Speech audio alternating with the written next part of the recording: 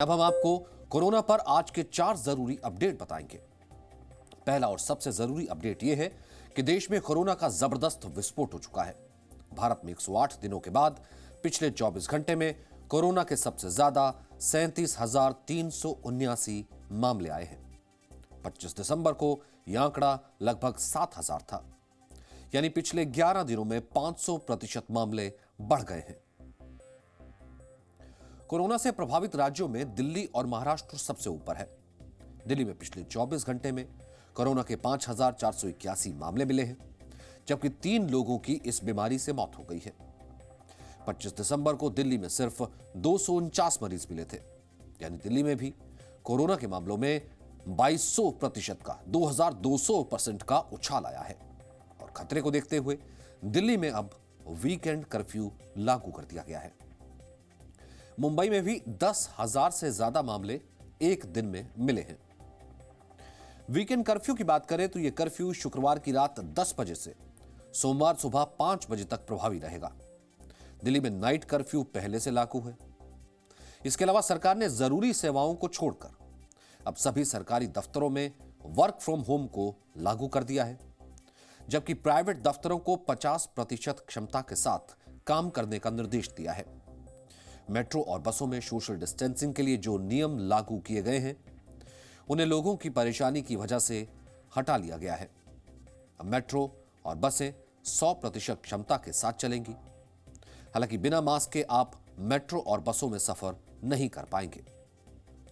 दिल्ली में यह पाबंदियां ऐसे समय पर लागू हुई हैं जब दिल्ली के मुख्यमंत्री अरविंद केजरीवाल भी कोरोना पॉजिटिव हो गए हैं। हालांकि राहत की खबर यह है कि दिल्ली में मामले बढ़े जरूर हैं, लेकिन अब भी ज्यादातर मरीजों को अस्पताल में भर्ती होने की जरूरत नहीं पड़ रही है। दिल्ली में 350 मरीज ही ऐसे हैं जो अस्पताल में भर्ती हुए हैं और कुल एक्टिव केसेस की संख्या 10,500 है। तो आप इसी से अंदाजा लगाइए, 10,500 में से सिर्फ 300-350 लोग ही हैं जिन्हें अस्पताल की मेडिकल सेवाओं की जरूरत पड़ी है। 124 मरीज ऑक्सीजन सपोर्ट पर हैं और 7 मरीजों को वेंटिलेटर की जरूरत पड़ी है। दिल्ली के अलावा आज से पंजाब में भी नाइट कर्फ्यू लागू हो गया और उत्तर प्रदेश में वीकेंड कर्फ्यू लागू करने पर विचार हो रहा है। यूपी में पिछले 24 घंटे में कोरोना के 992 मामले मिले हैं। इसके अलावा बिहार में भी 6 जनवरी से 21 जनवरी तक नाइट कर्फ्यू लागू कर दिया गया है। इसके अलावा वहां इस दौरान शॉपिंग मॉल, चिड़ियाघर, स्विमिंग पूल, जिम, धार्मिक स्थल और सिनेमा हॉल बंद रहेंगे। दूसरा जरूरी अपडेट कि 4 जनवरी तक ओमिक्रॉन भारत के 23 राज्यों और केंद्र शासित प्रदेशों में फैल चुका है। अब तक पूरे देश में 1,892 लोग ओमिक्रॉन वेरिएंट से संक्रमित हो चुके हैं और इनमें से भी 766 मरीज ऐसे हैं जो ठीक भी हो चुके हैं। हालांकि जैसा कि हम आपको पहले भी बता चुके हैं, ओमिक्रॉन के वास्तविक मामले इससे ज्यादा हो सकते हैं, क्योंकि अभी ओमिक्रॉन का पता कोरोना के RT-PCR टेस्ट से नहीं चलता। इसके लिए जीनोम सीक्वेंसिंग की मदद लेनी पड़ती है। और तीसरा अपडेट भी इसी से जुड़ा है। दरअसल Indian council of medical research यानी ICMR ने ओमिक्रॉन का पता लगाने के लिए देश की पहली किट ओमिश्योर को मंजूरी दे दी है। सरल शब्दों में कहें तो यह कोरोना की टेस्ट किट है जो यह पता लगाने में सक्षम होगी कि मरीज ओमिक्रॉन वेरिएंट से संक्रमित हुआ है या फिर नहीं। दरअसल कोरोना के सैंपल्स में अलग अलग तरह के जीन्स होते हैं, जैसे S जीन, ORF-N जीन और RDRP-E जीन। अब समस्या यह है कि ओमिक्रॉन के S जीन में इतने म्यूटेशन यानी बदलाव हो चुके हैं कि जब S जीन टारगेट फेलियर जांच होती है तो ये जीन उसमें पकड़ में ही नहीं आता। अब आप इसे ऐसे समझिए कि जांच में अगर सैंपल्स में S जीन मिलता है तो मरीज को ओमिक्रॉन है, नहीं मिलता है तो वो ओमिक्रॉन से संक्रमित नहीं है। लेकिन समस्या यह है कि ज्यादा म्यूटेशन होने की वजह से ओमिक्रॉन इस जांच को चकमा दे सकता है और फिर सैंपल्स को जीनोम सीक्वेंसिंग के लिए भेजना पड़ता है। लेकिन ICMR ने जिस नई टेस्ट किट को मंजूरी दी है उसमें ऐसा नहीं होगा। यह टेस्ट किट ओमिक्रॉन का आसानी से पता लगा देगी। चौथा अपडेट आपको थोड़ा चिंतित कर देगा। अभी तक दुनिया कोरोना के ओमिक्रॉन वेरिएंट को ठीक से समझ नहीं पाई है और इस बीच कोरोना का एक नया वेरिएंट मिला है। फ्रांस में एक मेडिकल इंस्टीट्यूट ने 12 लोगों में कोरोना के नए वेरिएंट की पहचान की है और इस वेरिएंट को IHU नाम दिया गया है, जो कि फ्रांस के इसी मेडिकल इंस्टीट्यूट का नाम है। वैज्ञानिकों के मुताबिक जिन 12 लोगों में यह वेरिएंट मिला है, उनमें से अधिकतर अफ्रीकी देश कैमरून से फ्रांस आए थे। और चिंता वाली बात यह है कि इस वेरिएंट के स्पाइक प्रोटीन में 46 म्यूटेशन हो चुके हैं। म्यूटेशन किसी भी वायरस को कमजोर और खतरनाक बना सकता है, इसलिए फ्रांस में इस बार एडवाइजरी जारी की गई है। हालांकि WHO ने अब तक इस नए वेरिएंट पर आधिकारिक बयान, ऑफिशियल स्टेटमेंट नहीं दिया है।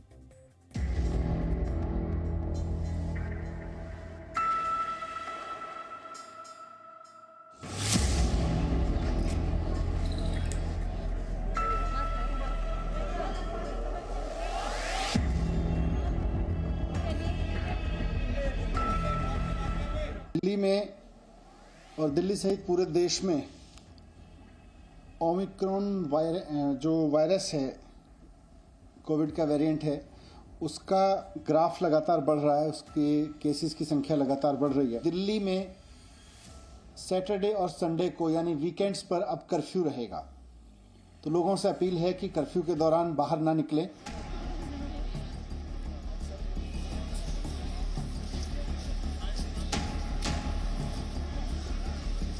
यदि पेशेंट को ऑक्सीजन ठीक है, पेशेंट को खाली गले में इन्फेक्शन है, हल्का जो है गले में दर्द है, या पेशेंट को कोई भी लंबी बीमारी नहीं है, तो ज़्यादातर पेशेंट जो है होम आइसोलेशन में ही ठीक हो जाएंगे। उनको घर पे ही ठीक हो सकते हैं।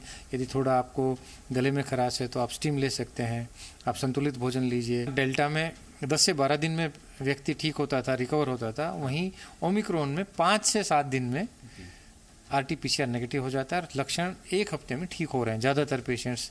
कुछ को छोड़ के, जैसे मैंने बताया कि जो हाई रिस्क ग्रुप है उसको छोड़ के जो बाकी के लोग हैं वो 5 से 7 दिन में रिकवर हो रहे हैं। यानी कि इन्फेक्शन भी तेज़ी से फैल रहा है, पर इन्फेक्शन ठीक भी तेज़ी से हो रहा है। अगर आप स्ट्रेस फैक्टर होंगे, आप पैनिक होंगे, आपकी बॉडी को रियलाइज होता है अरे कुछ बहुत बुरा हो रहा है, so body is not able to relax. So आपको सबसे पहले तो स्ट्रेस नहीं लेना, क्योंकि ये वाला वेरिएंट तो बहुत ही अभी तक तो बहुत ही आराम से जा रहा है। कितने लोग जिनको हो रहा है वो 7-8 दिन के अंदर ही दे आर परफेक्टली फिट, उनको सिम्टम्स भी नहीं है। तो हमें बीमारी को अपने ऊपर हावी नहीं होने देना। पिछली वेव थी जिनके अपने करीबी चले गए थे, तो उनसे हमें समझना पड़ेगा कि सच में बीमारी तो है, कोई हवा में बीमारी नहीं बनाई, बीमारी तो है। सब लोगों ने उस वेव में अपना कोई ना कोई घर वाला ज़रूर किसी की कैजुअलिटी हुई या प्रॉब्लम हुई है। तो हमें, अगर हम अपने लिए नहीं तो दूसरों के लिए हमें थोड़ा कॉशियस रहना चाहिए कि अगर मैं बाहर जा रहा हूँ, मैं इन्फेक्शन दूसरों को फैला सकता हूँ या मैं दूसरों से कैच करके अपने घर में लेके आ सकता हूँ। तो हमें एक माइंडसेट चेंज करना पड़ेगा कि बीमारी बहुत ज़्यादा सीरियस नहीं है, बट हो सकता है दूसरे की इम्यूनिटी आपसे कम हो, वो उस बीमारी को लेके वो सीरियस हो सकता है। तो हमें दूसरों के लिए, अपने लव्ड वंस के लिए हमको ये देखना पड़ेगा कि we have to be cautious.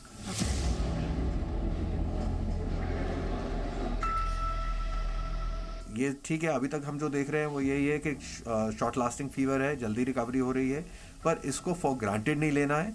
हमें अपने प्रिकॉशंस को कंटिन्यू रखना है, हाथ साफ रखने हैं, मास्क पहन के रखना है, दूरी मेंटेन करके रखनी है, वैक्सीनेशन लेना है, एंड जब भी किसी रूम में बैठे तो वेंटिलेशन प्रॉपर होना चाहिए रूम का, और लार्ज मीटिंग्स, गैदरिंग्स, पार्टीज, इन सब में नहीं जाना चाहिए। ये एक बहुत ही ज़रूर मैं मानूंगा कि बहुत अच्छी बात है कि डेल्टा के मुकाबले इसमें निमोनियाज़ बहुत कम देखने को मिल रहे हैं। तो उम्मीद यही है कि वेव चाहे कितनी भी बड़ी आए, इस बार हॉस्पिटल्स पर वो प्रेशर नहीं होगा जो हमने अप्रैल और मई में देखा था। तो पिछले सदी में भी हमने देखा था जो स्पेनिश फ्लू आया था, वो धीरे धीरे म्यूटेट होके वो भी 2 और मैक्सिमम 3 वेव्स के बाद सेटल होता गया। और अभी जो कॉमन कोल्ड चल रहा है वो यही बताया जाता है कि स्पेनिश फ्लू का ही रेमिनेंट है, उसका ही एक वेरिएंट है जो 100 साल तक चला।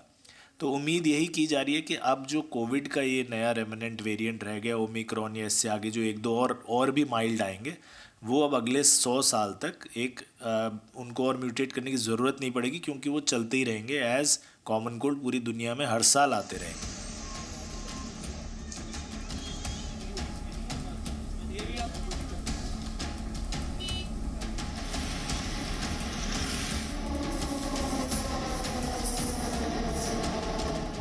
Presenting B News app, available on Google Play and App Store. Download it now.